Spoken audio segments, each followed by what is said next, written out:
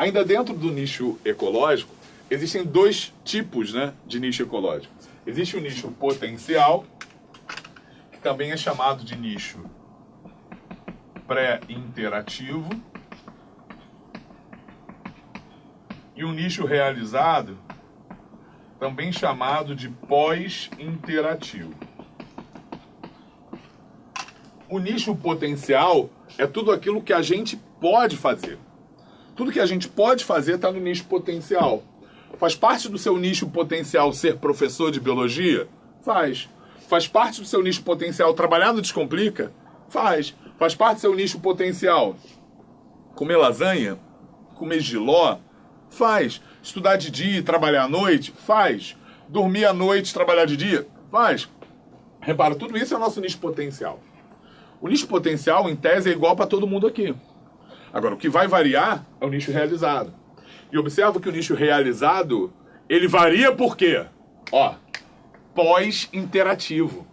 Porque ele pode ser resultado, inclusive, de uma relação competitiva. Não pode? Eu sei que eu sempre dou esse exemplo, mas, cara, para mim é muito claro. De eu ser um passarinho que quero comer mamão, e toda vez que eu vou comer mamão, eu levo uma porrada de um outro que vem, pá, dá um cascudo em mim. Então eu tô mamão, mamão, mamão, pá. Mamão, mamão, mamão, pá. Então, ou eu morro, ou eu desloco o meu nicho ecológico, mamão, mamão, mamão, mas pensando bem, maçã tá legal, ou eu migro dali. É o que a gente chama, gente, de princípio de Gauss, ou princípio da exclusão competitiva.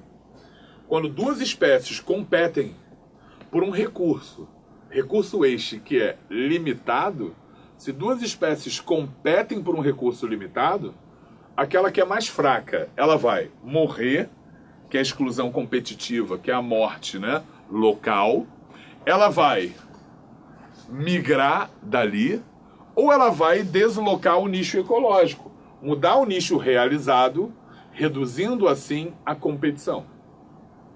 Beleza? Tira o print, quem quiser. Vamos às dúvidas sobre isso. Eu estou guardando correlação espúria, hein? Quem perguntou, mas deixa eu tirar algumas dúvidas aqui para depois apagar e falar da correlação espúria. Vamos lá. Aqui, onde é que parou? Tá. Ainda naquele sentido da homeopatia e tal, o pessoal tá falando assim, e sobre os medicamentos genéricos?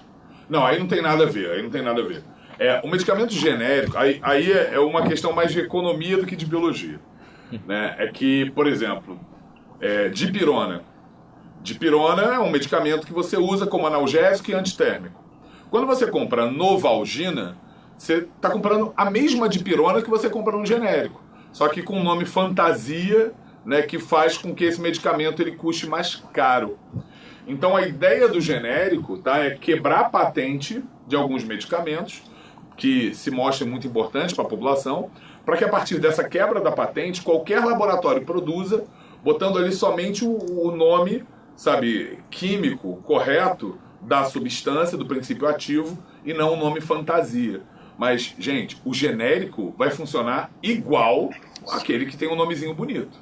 Sabe? Então, paracetamol vai funcionar igual o Tilenol. Sabe? Dipirona vai funcionar igual a Novalgina. Então, aí não tem diferença nenhuma. Se você tiver o mesmo princípio ativo, uma mesma concentração, vai funcionar do mesmo jeito. Beleza?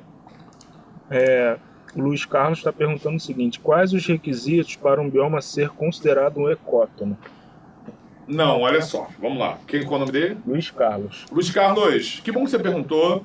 Né? Eu tenho certeza que algumas questões que vão aparecer, aí é uma questão de professor, Luiz Carlos.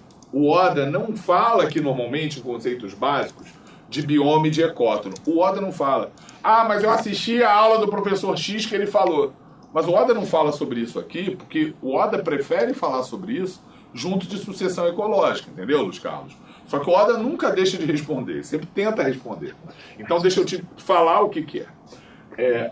Comunidade, Luiz Carlos, quando ela chega no limite máximo do desenvolvimento, o máximo do desenvolvimento para um dado local, a gente pode chamá-la de bioma. Então, por exemplo, a Amazônia é uma comunidade e é um bioma, entendeu? Agora, um pasto abandonado, ele é uma comunidade, mas não é um bioma, porque não chegou no máximo do desenvolvimento para aquele local. Então vê se você entendeu o que é bioma. Primeiro ponto. Bioma é uma comunidade que atingiu o máximo do desenvolvimento para as condições climáticas daquele local. Beleza? E vamos para outra dúvida que você teve. O que é um ecótono? Ecótono é uma zona de transição entre duas ou mais comunidades. Qualquer zona de transição será um ecótono. Eu, por exemplo, fui filmar, né, com a galera aqui do Descomplica, lá no Parque Nacional das Sete Cidades, gente, lá no Piauí. E o Parque Nacional das Sete Cidades, ele é um ecótono entre o Cerrado e a Caatinga. Então, por que lá é um ecótono, Luiz Carlos? Porque lá é uma faixa de transição, é uma zona de transição entre o Cerrado e a Caatinga. Eu acho que a sua pergunta foi assim, por que o manguezal ele é um ecótono, né? É um bioma e é um ecótono?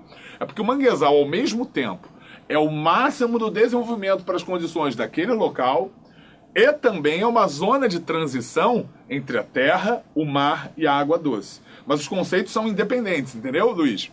São independentes. O bioma é o máximo do desenvolvimento para as condições de um dado local. E o ecótono é a área de transição entre duas ou mais comunidades. Entendeu? Pode mandar mais.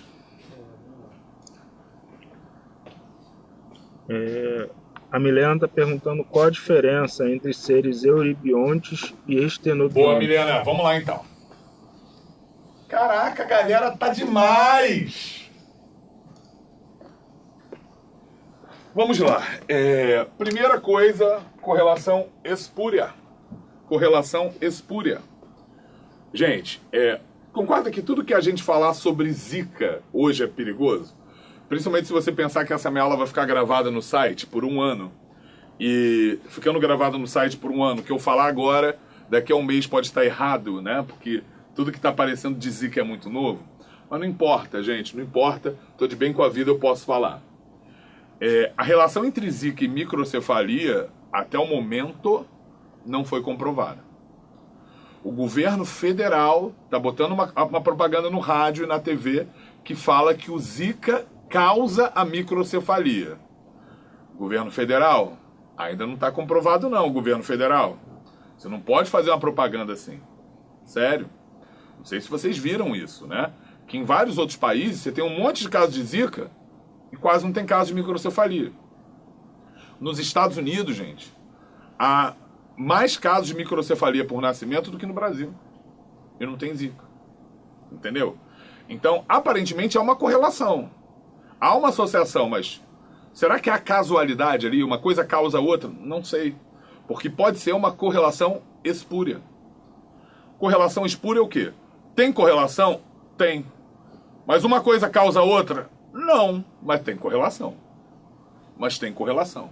Deixa eu fazer uma piadinha. Uma piadinha, mas que faz sentido até. A torcida do Flamengo deve ser a torcida que tem mais marginal aqui no Rio de Janeiro? Deve. A torcida do Corinthians deve ser a torcida que tem mais marginal? Deve. Mas deve ser também a torcida que tem mais médico. Sim. Sabe, deve ser também a torcida que tem mais motorista de ônibus. Deve ser também a torcida que tem mais negro, mais gente de olho azul. Por quê? Porque tem mais gente, cara. Entendeu? Então, vai ter um monte de gente me xingando agora aí no chat, hein? Olha aí, hein? Carlinhos tá até com medo aí. Mas você entendeu o que eu disse, Carlinhos? Não tô criticando. Até por sinal, eu sou flamenguista. Sabe, Rafael, o príncipe, né? O príncipe do Descomplito, flamenguista também. Valadares, você vê. A maior parte dos professores do Descomplica é flamenguista. O Carlinhos tá triste aqui. Mas é verdade. E a probabilidade era maior mesmo. Eu queria que fosse o quê? Botafoguense. Santista, foi mal. Olha lá, o Jonathan, já apareceu um ali. Pô, ele e a torcida do Botafogo inteiro vão de Fusca pro estádio. Sacanagem isso. Então, se você não entendeu, gente, correlação espúria é assim. O exemplo tosco que eu gosto de dar, né? Há uma correlação muito forte, se a gente pegar as cidades brasileiras, entre consumo de picolé, número de picolés vendidos e, sei lá, fala alguma coisa aí, Carlinhos. Número de escola, número de igreja, eu vou ser mais maldoso, número de estupros, tá? Tem uma relação forte. Caraca, olha, eu vou parar de tomar picolé, maluco. Perigoso isso? Não. Ó, uma cidade com poucos estupros deve vender pouco picolé. Mais. Isso aqui tem uma correlação forte. Porque a correlação, gente, não tem a ver uma coisa com a outra. Tem a ver com o número de pessoas que tem nessa cidade. Repara, eu não estou botando por habitante, né? Eu não estou botando por habitante aqui e aqui. Estou botando número absoluto. E quanto mais estupro tiver a cidade, mais picolé ela deve vender, mais escola ela deve ter, entendeu? Mais camelô ela deve ter, mais skatista ela deve ter. Pô, qual deve ser a cidade do Brasil que tem mais estupro, vende mais picolé e tem mais skatista? Deve ser São Paulo. Eu não estou falando, você está falando que São Paulo é mais perigoso? Não, estou falando que São Paulo tem mais gente. Só isso. Tá bom? Então isso seria uma correlação espúria. Tem uma religião que claramente foi desenvolvida por ateus, tá? Uma religião que é chamada Pastafari. Essa religião Pastafari fala de um deus pasta, de um deus macarrão, que quando os tentáculos caem no solo, cria vida, blá blá, é uma crítica à religião feita por alguns ateus. E no site, se você procurar Pastafari, pastafarianismo, você vai ver que eles botam também de forma crítica, dizendo que a principal causa do aquecimento global é a diminuição do número de piratas. Porque se você faz um gráfico assim, sabe, de temperatura global, e aqui número de piratas, você vê que é uma relação assim, ó. Quanto maior a temperatura, menor o número de piratas. Então é inversamente proporcional. Se você pegar século XVIII, XIX, tinha muito pirata. A temperatura era mais baixa. Hoje tem menos piratas nos mares, a temperatura é maior. Caraca, tem uma correlação clara e tem. Espúria, né? Uma coisa não tem nada a ver com a outra. Para mostrar que, cara, ciência é muito importante. Beleza? Pessoal me xingando muito aí? Tá tranquilo, João? Tá tendo que banir geral, não? Um pouco. Bom, gente, deixa eu ir para a próxima dúvida que pintou, que foi de euribiontes e estenobiontes. Show!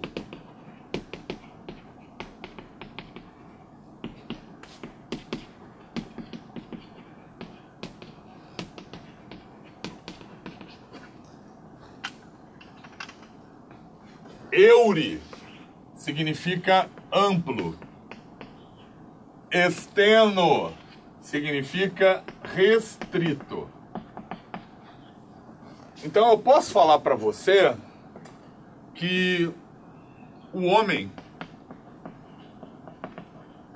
é um animal euritérmico.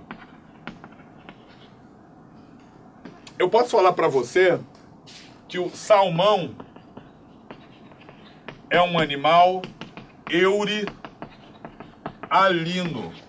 O que significa isso? Concorda que o homem ele tolera uma ampla variação de temperatura?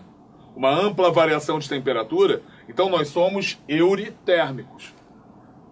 O salmão, ele não vive, algumas espécies de salmão não vivem nos mares e sobem o rio para poder reproduzir. Então o salmão ele tolera uma grande variação de salinidade, ele é eurialino. Agora, se você pegar urso polar, e não, o da urso polar, ele só vive em ambientes muito frios. Então o urso polar, ele é estenotérmico. Ele vive em condições restritas de temperatura. O peixe palhaço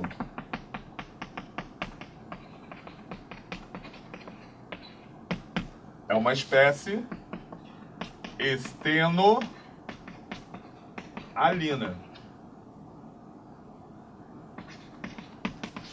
Ela só vive em uma condição restrita de salinidade, um ambiente mais salino, ele não consegue tolerar uma grande variação de salinidade. Então, espécies euribiontes toleram uma variação climática, ambiental de um dado fator abiótico maior. Estenobiontes toleram menos essas variações. Beleza? Foi?